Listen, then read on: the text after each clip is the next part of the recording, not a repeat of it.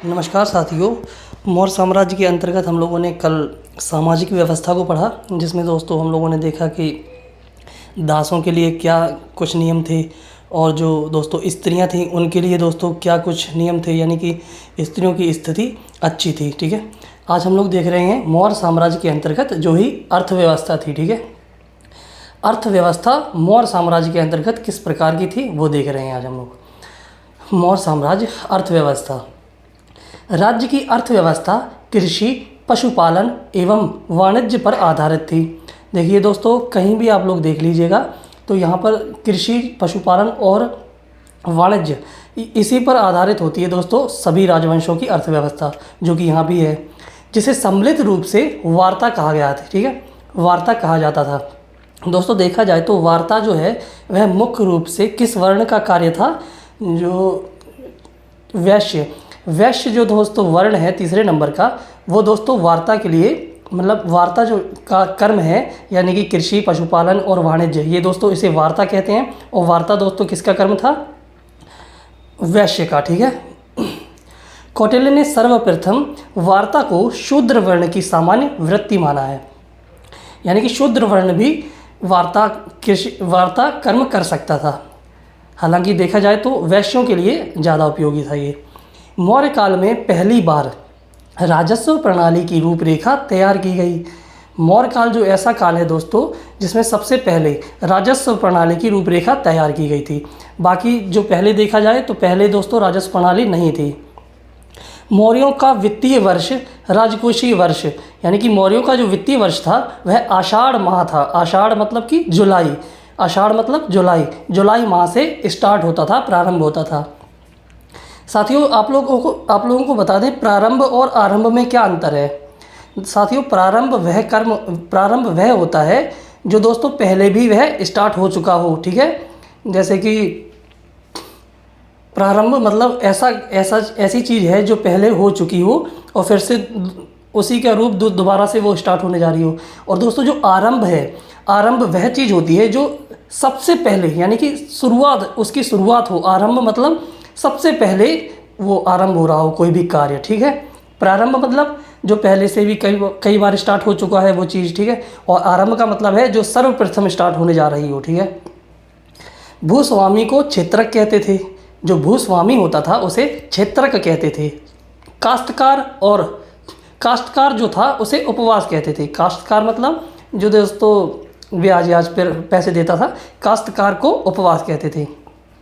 Strabo Ariane और मेगास्थनीज के अनुसार सारी भूमि राजा की होती थी। जो दोस्तों भूमि है, जैसे कि आज हम लोग देख लें कि हमारे देश के प्रधानमंत्री नरेंद्र मोदी जी हैं, तो स्ट्रैबो एरियन मेगास्थनीज कहते हैं कि ये जो सारी की सारी भूमि है भारत देश की, वह पूरी की पूरी मोदी जी की है, यानी कि मोदी जी राजा हैं अभी। तो समझ गए आप लोग। स्ट्रैबो एरियन और मेगास्थनीज कहते हैं कि जो भी भूमि थी वो सारी की सारी भूमि राजा की होती थी। भूमि पर अधिकार राजा व कृषक दोनों का था। अब दोस्तों जो लिखा हुआ मिला है, अब जैसे अर्थशास्त्र देख लें तो अर्थशास्त्र में पाया गया है कि जो भूमि थी उस पर दोस्तों राजा का भी अधिकार होता था और जो कृषि कार्य करते थे उनका भी अधिकार होता था। अर्थशास्त्र में दोस्तों निर्णय कर का उल्लेख है। निर्णय कर मतलब कि 1/3 से 1/4 कर होता था। 1/3 से 1/4 तक यह वसूला जाता था निर्णय कर। इसका उल्लेख दोस्तों अर्थशास्त्र में हुआ है। यह आपातकालीन कर था। जैसे साथियों कहीं भी कुछ घटना हो जाती थी, जैसे बाढ़ आ गई हो या सूखा पड़ गया हो, तो उसके लिए दोस्तों जो बड़े बड़े जो आदमी होते थे उनसे निर्णय कर लिया जाता था, जो कि 1/3 से 1/4 कर लिया जाता था। ठीक है, यह आपातकालीन कर था। अर्थशास्त्र में 21 प्रकार के करों का उल्लेख है। जो अर्थशास्त्र ग्रंथ है दोस्तों उसमें कुल 21 प्रकार के करों का उल्लेख किया गया है। जो करमुक्त गांव होते थे, यानी कि ब्राह्मणों को दिया गया गांव हो गया, जैसे वो करमुक्त गांव होते थे तो उन्हें परिहारिका कहते थे। ठीक है, करमुक्त गांव परिहारिका कहलाते थे। जो गांव सैनिक आपूर्ति करते थे उन्हें आयुधिका कहते थे। साथियों करमुक्त गांव को परिहारिका कहते थे। ठीक है, मान लीजिए ब्रह्मदेह है, देखो ब्रह्मदेह जो ब्राह्मणों को जमीन दी जाती थी यानी कि पूजा पाठ के लिए ब्रह्मदेह कहलाती थी। तो यहाँ पर करमुक्त गांव जो थे वह परिहारिका कहते थे। जो गांव दोस्तों सैनिकों की आपूर्ति करते थे उन्हें आयुधिका कहा जाता था।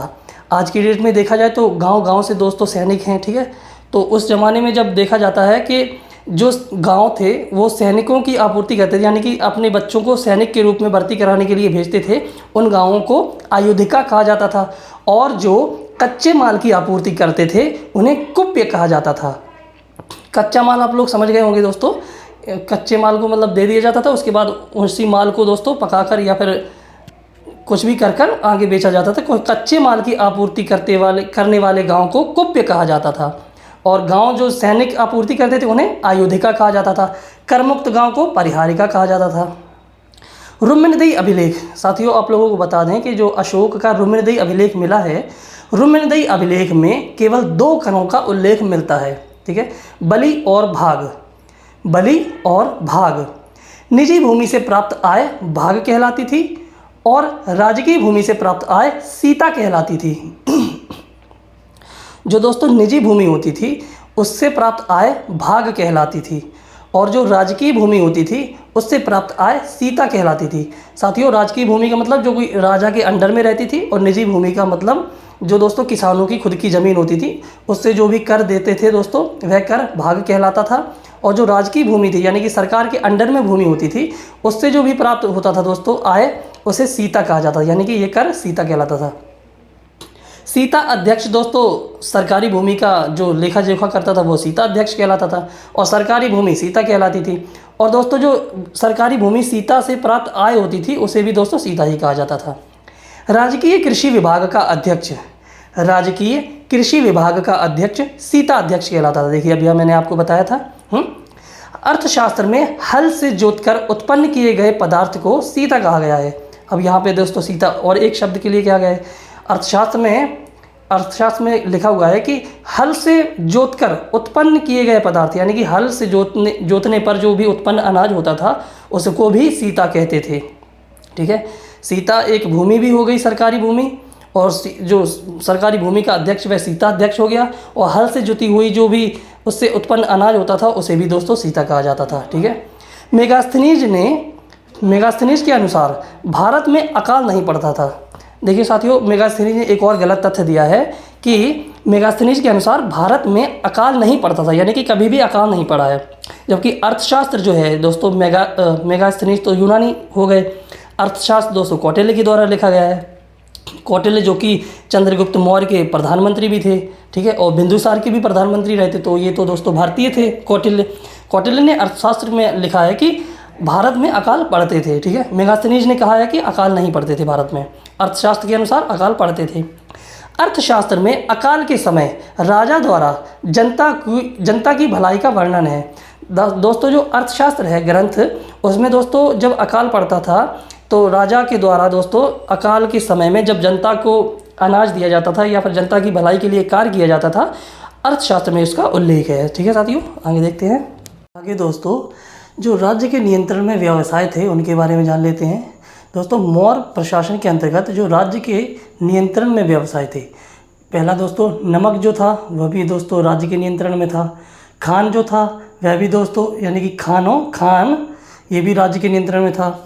जंगल, शराब, जहाजरानी इत्यादि ये दोस्तों राज्य के नियंत्रण में ही व्यवसाय थे, ठीक है। कौटिल्य ने 10 प्रकार की भूमियों का उल्लेख किया है। जो कौटिल्य ने दोस्तों अर्थशास्त्र की रचना की है, यानी कि एक अर्थशास्त्र राजनीतिक एक ग्रंथ है, उसमें दोस्तों उसने 10 प्रकार की भूमियों का उल्लेख किया है। कौन कौन सी हैं चलिए देख लेते हैं। पहला है अदेव मात्रक। अदेव मात्रक दोस्तों वह भूमि होती थी जो बिना वर्षा के अच्छी खेती होती थी, यानी कि कृत्रिम साधनों के द्वारा अच्छी खेती होती थी, अदेव मात्रक कहलाती थी। और इसी के दोस्तों देव मात्रक है। देव मात्रक वह भूमि होती थी जो सिर्फ और सिर्फ वर्षा द्वारा खेती पर निर्भर भूमि थी, ठीक है। अदेव मात्रक बिना वर्षा की अच्छी खेती, देव मात्रक सिर्फ वर्षा के द्वारा ही खेती अच्छी होती थी, ठीक है। यह देव मात्रक भूमि थी। तीसरी कृष्ट है। कृष्ट जो थी दोस्तों वह जुती हुई भूमि थी। जुती हुई भूमि को कृष्ट कहा गया है। कृष्ट जुती हुई भूमि और अकृष्ट बिना जुती हुई भूमि। तो दोस्तों जो जुती हुई भूमि है उसे कृष्ट कहा गया है, और बिना जुती हुई भूमि है उसे अकृष्ट कहा गया है। स्थल भूमि कौन सी थी दोस्तों? जो ऊंची भूमि थी, यानी कि पहाड़ी एरिया को स्थल कहा गया है। स्थल भूमि ऊंची हुई भूमि थी। भूमि कर राज्य की आय का प्रमुख स्रोत था। देखिए साथियों, हम लोग देखते हैं जैसे कि कई वंशों को पढ़ा है तो उसमें ज़्यादा से ज़्यादा दोस्तों भूमि कर ही राज्य की आय का प्रमुख स्रोत साधन माना जाता है। जैसे भूमि कर हो गया, कृषि पशुपालन हो गया, ये दोस्तों राज्य की आय का प्रमुख साधन थे। इसमें दोस्तों भूमि कर को प्रमुख स्रोत माना गया है राज्य की आय का। उपज, यह उपज का 1/6 भाग था। जो दोस्तों भूमि कर था यह उपज का 1/6 भाग होता था। सिंचित भूमि पर कुल भूमि कर को मिलाकर उपज का 1/2 कर था। कृत्रिम सिंचाई कर, जिसे उदक भाग कहते हैं, यह 1/5 से 1/3 होता था। कृत्रिम सिंचाई कर उदक भाग कहलाता है, जो कि 1/5 से 1/3 तक होता था। साथियों, जो कृत्रिम सिंचाई है इसको मिलाकर और भूमि कर को मिलाकर, यानी कि 1/6 को मिलाकर और कृत्रिम सिंचाई कर को मिलाकर जो कुल भाग होता था वह 1/2 कर होता था। ठीक है, यानी कि सिंचित भूमि पर और कुल भूमि कर, यानी कि ये दोस्तों जो है कुल भूमि कर है और जो सिंचित भूमि कर है इसको मिलाकर ये उपज का 1/2 कर था। ठीक है, 1/2 कर होता था। जो द्रोण थी दोस्तों, यह अनाज की एक इकाई थी। अनाज को मापने के लिए जो इकाई थी वह द्रोण कहलाती थी। और जो निवर्तन थी यह दोस्तों भूमि माप की इकाई होती थी। भूमि को मापने के लिए दोस्तों क्या थी इकाई? निवर्तन। अनाज को मापने के लिए क्या थी इकाई? द्रोण। विभिन्न कर निम्न प्रकार थे। जैसे दोस्तों भाग है, यह दोस्तों कृषकों द्वारा उत्पादित कृषि उत्पादों पर कर था। जैसे दोस्तों कृषकों के द्वारा कृषि उपजाई जाती थी, जो दोस्तों कृषि होती थी उस पर जो कर होता था उसे भाग कहते थे। ठीक है। सीता क्या है दोस्तों? सीता राजकीय एवं वन्य भूमि से आय पर कर था। दोस्तों सीता जो हैं, सीता माता नहीं, ये श्री राम सीता वाली वे नहीं है ये दोस्तों, ये सीता एक प्रकार का कर था जो कि राजकीय भूमि से उत्पन्न कर था और वन्य भूमि से उत्पन्न कर था। सीता दोस्तों राज्य के नियंत्रण में जो भूमि होती थी वह कहलाती थी, और सीता अध्यक्ष जो उसका जो दोस्तों नियंत्रण करता होता था उसे सीता अध्यक्ष कहते थे। ठीक है। प्रणय दोस्तों, एक प्रणय कर था। प्रणय कर मतलब कि आपातकालीन कर, पिछले भाग में आपको बताया है।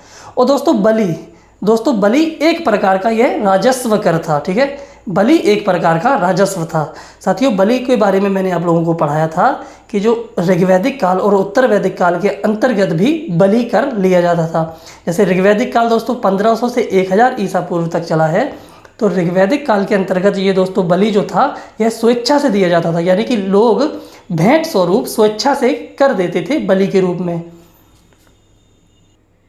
और जो दोस्तों उत्तर वैदिक काल हुआ, यानी कि 1000 से 600 ईसा पूर्व उत्तर वैदिक काल है, जिसमें दोस्तों सामवेद, यजुर्वेद और अथर्ववेद की रचना हुई। उत्तर वैदिक काल 1000 से 600 ईसा पूर्व है।